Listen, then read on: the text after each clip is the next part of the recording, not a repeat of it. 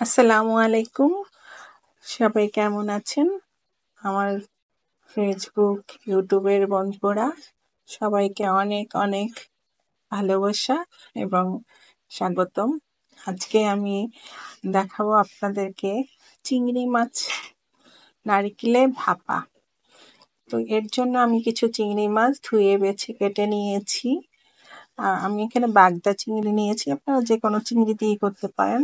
তারপর নিয়েছি 1 টেবিল চামচ আদা রসুন বাটা আর নিয়েছি অনেকখানি নারিকেল বাটা। নারিকেল বাটাটা দেওয়ার অবশ্যই চেষ্টা করবেন, কারণ এর স্বাদ নারিকেল বাটা দিলে অনেক গুণ বেড়ে যাবে। এরপরে 1 চামচ হলুদ, 1 চামচ মরিচের গুঁড়া আর দিয়েছি 1 টেবিল চামচ সরিষা বাটা। সরিষা বাটাটাও দিলে অনেক টেস্টি হবে। আপনারা চাইলে দিতেও পারেন, নাও দিতে পারেন, এটা আপনাদের অপশনাল।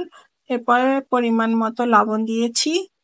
যারা চিংড়ি মাছ আপনারা কম বেশি নেবেন, পরিমাণ মতো লবণ দিবেন। আর দিয়েছি ধনিয়া গুঁড়া, জিরা গুঁড়া আর তেল, অল্প একটু তেল দিয়ে দিয়েছি। এখানে আপনারা চাইলে সরিষার তেলটাও ইউজ করতে পারেন। যেহেতু আমি সরিষা বাটা দিয়েছি এই কারণে আর সরিষার তেলটা ইউজ করিনি।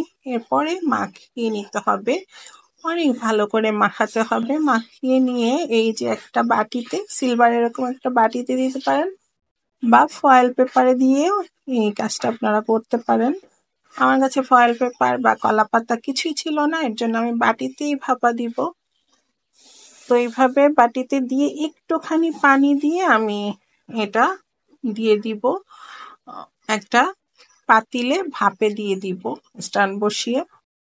এই মুহূর্তে যারা আমার ইউটিউব চ্যানেলে এই ভিডিওটি দেখতে পাচ্ছেন তাদের সবার কাছে অনুরোধ, প্লিজ একটি সাবস্ক্রাইব করবেন। আর যারা ফেসবুক পেজে দেখতে পাচ্ছেন প্লিজ ফলো দিবেন এবং লাইক কমেন্ট শেয়ার করবেন। দেখুন আমার চিংড়ি মাছ ভাপা হয়ে গেছে, 20 মিনিট লেগেছিল। এরপরে এটা খাওয়ার পালা। এটা কিন্তু অসম্ভব টেস্টি হয়েছিল।